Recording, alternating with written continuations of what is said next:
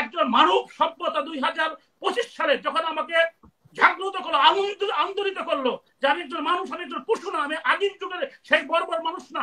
এই যুগে পুরান ঢাকা, যখন ঢাকা পুরান ঢাকা মানে কি সবচেয়ে আগের ঢাকা, আদি ঢাকা, সেখানে একটা মানুষ, আমার মতো একটা মানুষকে নির্মমভাবে মারা হচ্ছে। তার সন্তান, স্ত্রী, তার প্রতিবেশী, মা বাবা আছে, তার চেয়ে বড় কথা আমি কোথায় নিরাপদ? তখন ওনারা মহিলা বসলেন, এখন ব্লেম দিচ্ছেন বিএনপির কাছে। সার্জিস সাহেব যে এত ফ্যাসিস্ট করেন, ওনারা কি ছাত্রলীগ আওয়ামী লীগ করেননি? আমি তো করেছি, প্রকাশ্যগুলি করেছি, এবং এই 7ই জানুয়ারি আমি বেরিয়ে এসেছি। তার আগেও আওয়ামী লীগের বিরুদ্ধে শেখ হাসিনা, আমি নমরুদ, ফেরাউন থেকে আরম্ভ করে নরকের জন্য সব প্রকাশ্য করেছি, এই করেছি। কিন্তু ওনারা কিন্তু ছাত্রলীগ করতেন।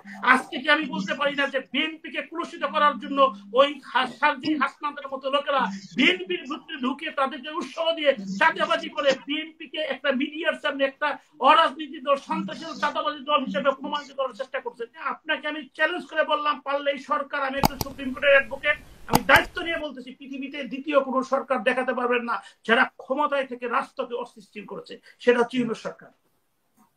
আজকে আমার বাড়ি 32 ফর্গে কি আমার বাড়ি পোড়ার অধিকার আপনাকে কে দিয়েছে? ভাঙ্গার অধিকার কে দিয়েছে? আমার যদি কোনো অপরাধ থাকে কনফিসকেট করেন, রাষ্ট্রের তরফে সব নিয়ে যান গা, যে হ্যাঁ ও অপরাধী, ওকে পানিশমেন্ট দিয়ে, কনভিকশন দিয়ে, ফাঁসি দিয়ে, তার জরিমানা স্বরূপ তার সমস্ত সম্পদ রাষ্ট্রের পক্ষে কনফিসকেট করে ফেললাম। আপনাকে কে বাধা দিবে? এই যে আপনি কেন মব জাস্টিস, আজকে এই দায়িত্ব বিএনপির যারা আপনি চেয়েছেন, মুজিবনগর সরকারকে কে ভাঙছে? বঙ্গবন্ধু স্ট্যাচু সব ভেঙে ফেলছে, ঠিক আছে, রাগের মাথায় সবকিছু করছে, মুক্তিযুদ্ধের স্ট্যাচু গুলো আপনাকে ভাঙলেন কে? আমাদের সুচিত্রা সেন বাঙালি হিসেবে প্রাউড ফিল করি, এখনো আমি তার নাটক উত্তম সময় সিনেমা দেখি এবং আমার সব ছবির চেয়ে ভালো লাগে। সেখানে একটা রুচিবোধ আছে, শিক্ষার জিনিস আছে, সেখানে ড্রেস আপ, কথাবার্তা, বিভিন্ন কিছু আছে। আমরা যারা সাধারণ ফ্যামিলি থেকে বড় হয়েছি, আমাদের শেখানোর মতো কোনো জায়গা নেই। আমরা ভালো ভালো ছবি থেকে নিজেদেরকে ইমপ্রুভ করি, কথা বলার চেষ্টা করি, ব্যক্তিত্বকে ইমপ্রুভ করি। সেই সুচিত্রা সেনের বাড়ি দখল কে করেছে? এই সরকারের আমলে। আজকে আপনি অপারেশন ডেভিল হাট করলেন, বিএনপি কেউ কি আপনাকে বাধা দিয়েছে? যারা বিএনপি চাঁদাবাজি করতেছে, যারা চাঁদা, আপনাকে অ্যারেস্ট করেন না কেন? যদি বিএনপি এর জন্য একটা মিছিল করে থাকে আপনি বলেন। আপনি এই সরকার নিজেদেরকে গোলা পানিতে মাছ শিকার করার জন্য আপনি ইউনিয়ন পরিষদ ইলেকশনের কথা বলতেছেন, উপজেলা পরিষদ ইলেকশন, পিআর কয়জন লোক বাংলাদেশে পিআর সম্পর্কে জানেন? আলটিমেটলি এখন কি হচ্ছে, মানুষ বলা ধরছে যে দেশের লোক যেরকম খারাপ, ওই দেশের শাসন করতে ওইরকম করে, শেখ হাসিনা এই দেশের জন্য ভালো। এই কথাগুলো কেন বলা হচ্ছে? আপনার এই টেবিল টক থেকে আমরা, আপনার সাক্ষী আমরা কথা বলছি। আজকে যদি শেখ হাসিনা ক্ষমতায় আসে, আমার সে ভিকটিম বাংলাদেশে কে বেশি হবে? যে আমি আওয়ামী লীগ করে আওয়ামী লীগের বিরুদ্ধে কথা বলছি এবং সোচ্চার ভাবে কথা বলছি, ঘনিষ্ঠ ভাবে কথা বলছি, আমাকে বাঁচিয়ে রাখবে ওইরকম একটা ফ্যাসিস্ট দল? কিন্তু কেন আজকে ইউনূস সরকার চাচ্ছে যে আওয়ামী লীগ এখন বিদায় হয়েছে, কথা বলতেও দিচ্ছি না, কথা বললে জেলে। আপনি শুনলে অবাক হবেন, মানুষের শেষ আশ্রয়স্থলে বিচার, সেই বিচারের শেষ আশ্রয়স্থল হচ্ছে বাংলাদেশ সুপ্রিম কোর্ট। আমি সুপ্রিম কোর্টে একজন রেগুলার প্র্যাকটিশনার, আপনাকে অথরিটি নিয়ে বলছি, সুপ্রিম কোর্টে বৈষম্য বিরোধী আন্দোলনের কোনো মামলা কোনো বেঞ্চ গ্রহণই করে না। বেল তো দিব দূরের কথা। এখন ওই লোকটা অপরাধী কি না, তাকে ষড়যন্ত্রমূলক ভাবে এখানে দেওয়া হয়েছে কিনা বুঝলাম। 1 কোটিতে একজন নিরপরাধ লোক আছে, তাকে আটকে রাখার অধিকার কে দিয়েছে? আইন তো তাকেই সেন্টার দিবে। মহামান্য সুপ্রিম কোর্টে কোন ক্রিমিনাল বেঞ্চে আপনি যখনই একটা বৈষম্য বিরোধী আন্দোলনের একটা কোর্টে আপনার মামলা নিয়ে যাবেন, তারা সরি বলবে, শুনবেই না তারা। এবং যে বেঞ্চটা দিচ্ছে সেই বেঞ্চটা পরবর্তী ভেঙে দিচ্ছে। যে জজ সাহেব এই ধরনের বিচার করতে চায়, ন্যায় বিচার করতে চায়, তারপরের দিন তার আর কোনো পাওয়ার নাই, পাওয়ারলেস, তাকে সিভিল পাওয়ার দিয়ে বসে রাখা হচ্ছে। আপনি তাহলে এই কাজগুলো কি বিএনপি করছে নাকি এই সরকার করছে? তাহলে এই কেমনে আপনাকে এই রিপোর্ট দিবেন?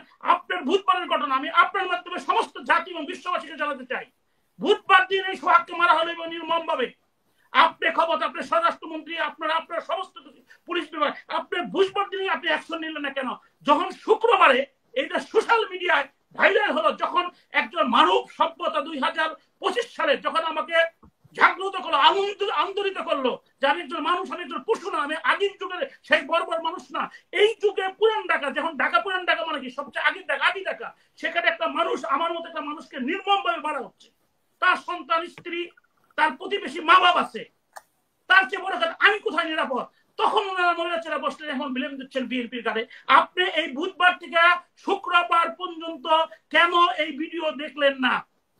আপনি বুধবার থেকে বৃহস্পতিবার পর্যন্ত কেন তাদের শাস্তির সম্মুখীন করলেন না?